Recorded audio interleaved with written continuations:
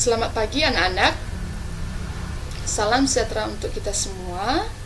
Kembali lagi bersama Ibu Agustina Halawa di video pembelajaran IPA. Nah, bagaimana kabar kalian hari ini? Semoga dalam keadaan sehat ya, dan tetap semangat dalam proses pembelajaran walaupun pembelajarannya dilakukan secara daring. Nah, sebelum kita memulaikan proses pembelajaran, jangan lupa untuk tetap berdoa dan siapkan alat tulisnya apabila ada yang perlu dicatat. Oke, langsung saja. Sekarang anak-anak Ibu coba perhatikan gambar yang Ibu berikan melalui PPT tersebut. Nah, dari kedua gambar tersebut, coba bandingkan persamaannya. Oke, ketika kita melihat bentuk dari bangunan tersebut, maka bentuk bangunan tersebut memiliki bentuk yang sama dengan tumbuhan teratai. Nah, bangunan tersebut merupakan salah satu contoh teknologi yang terinspirasi dari struktur jaringan tumbuhan. Lalu bagaimana dengan contoh lainnya? Adapun tujuan pembelajaran pada hari ini, yang pertama, siswa mampu menunjukkan pemanfaatan teknologi yang terilhami struktur tumbuhan. Kemudian yang kedua, siswa mampu membandingkan cara kerja teknologi yang terinspirasi dari struktur tumbuhan. Kemudian yang ketiga, siswa mampu menyajikan berbagai fakta mengenai berbagai ide teknologi sederhana yang terilhami oleh struktur jaringan tumbuhan. Oke, sekarang kita masuk pada contoh yang pertama mengenai teknologi yang terinspirasi dari struktur jaringan tumbuhan, yaitu panel surya. Nah, proses kerja dari panel surya ini sebenarnya itu terinspirasi dari proses fotosintesis dari daun. Nah, seperti halnya anak-anak Ibu ketahui bahwa fotosintesis dari daun itu membutuhkan cahaya matahari dan zat hijau daun yang disebut klorofil untuk menghasilkan glukosa. Demikian juga dengan panel surya ini itu yang merupakan alat yang dapat mengubah sinar matahari menjadi energi listrik. Jadi panel surya ini mengubah sinar matahari untuk menghasilkan energi listrik itu. Oke. Kemudian apa kelebihan atau keunggulan dari panel surya ini? Yang pertama, panel surya ini termasuk ramah lingkungan karena tidak memancarkan emisi gas rumah kaca yang berbahaya seperti karbon dioksida. Kemudian panel surya memanfaatkan energi matahari dan matahari adalah sumber energi yang paling berlimpah di planet bumi. Seperti anak-anak Ibu ketahui bahwa matahari merupakan energi yang paling besar di planet bumi ini. Kemudian yang ketiga itu hemat karena tidak memerlukan bahan bakar. Jadi dia mengolah atau menggunakan bahan alami yaitu matahari gitu. Nah, sekarang kita masuk pada contoh kedua yaitu sensor cahaya. Nah, pernahkah Anda memperhatikan lampu jalan ketika malam hari akan hidup secara otomatis, kemudian pada pagi hari akan mati secara otomatis.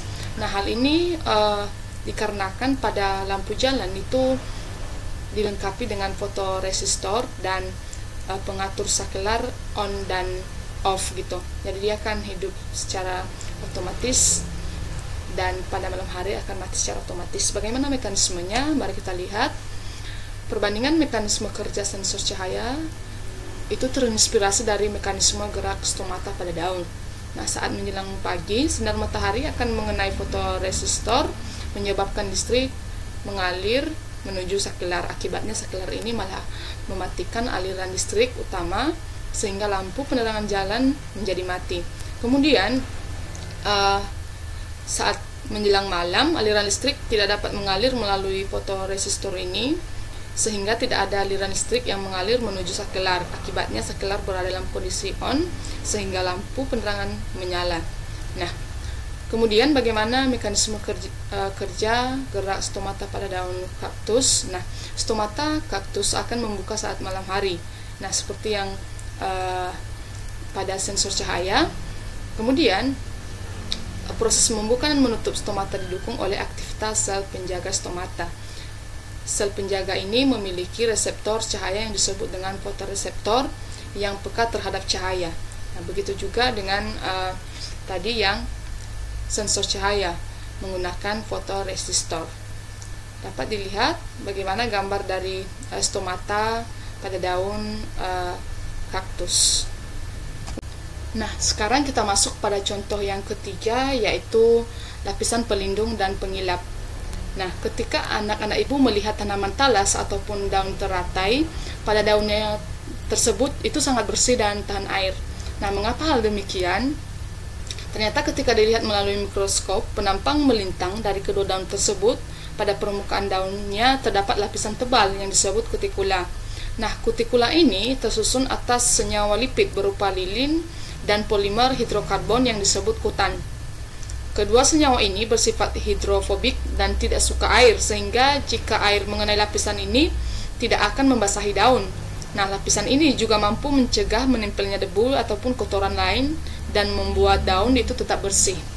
Nah, dari mekanisme ini pun para ilmuwan itu terinspirasi untuk menciptakan teknologi, misalkan semir sepatu dan lapisan pengkilap pada mobil.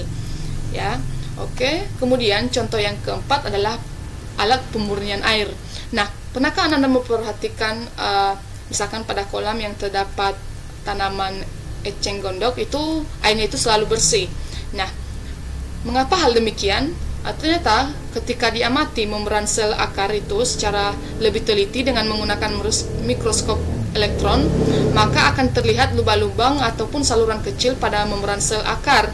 Nah, saluran ini terbentuk dari protein dan memiliki lubang dengan ukuran tertentu dan daya tarik dan daya ikat tertentu pula.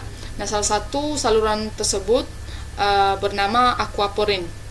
Nah, aquaporin ini merupakan saluran atau protein kanal yang hanya dapat dilewati oleh air, sehingga partikel lain tidak dapat masuk lewat aquaporin ini. Nah, mekanisme ini pun diterapkan untuk mengembangkan teknologi penyaringan ataupun pemurnian air. Dengan teknologi ini, air yang kotor dapat disaring, sehingga air hasil penyaringan benar-benar bersih dan aman untuk dikonsumsi. Nah, contoh lainnya itu adalah velcro ataupun perekat, yang merupakan sebuah teknologi yang terinspirasi dari cara duri tanaman menempel pada bulu anjing. Nah, alat ini atau perekat ini bisa anak ibu temui pada tas ataupun pada baju gitu. Ya, ini biasanya sangat mudah ditemui di dalam kehidupan sehari-hari. Kemudian contoh lainnya itu adalah Andrea Air Purifier, adalah sebuah contoh teknologi yang terinspirasi dari tumbuhan gitu. Nah, alat ini bekerja seperti kita ketahui bahwa tumbuhan itu dapat menarik karbon dioksida. Nah, cara ini pun diterapkan pada alat ini dan digunakan di sebuah ruangan. Nah, hal ini supaya di ruangan tersebut bebas dari karbon dioksida, sehingga ruangan itu penuh dengan oksigen dan udara yang bersih gitu. Oke, untuk contoh lainnya nanti mungkin anak-anak ibu dapat lihat melalui Google. Sangat banyak sekali contoh-contoh di sana yang dilengkapi dengan cara kerjanya. Oke, itu saja untuk materi hari ini mengenai teknologi yang terinspirasi dari struktur jaringan tumbuhan. Lebih terkurang Ibu minta maaf. Akhir kata Ibu ucapkan terima kasih, selamat pagi, dan sampai jumpa di pembelajaran berikutnya.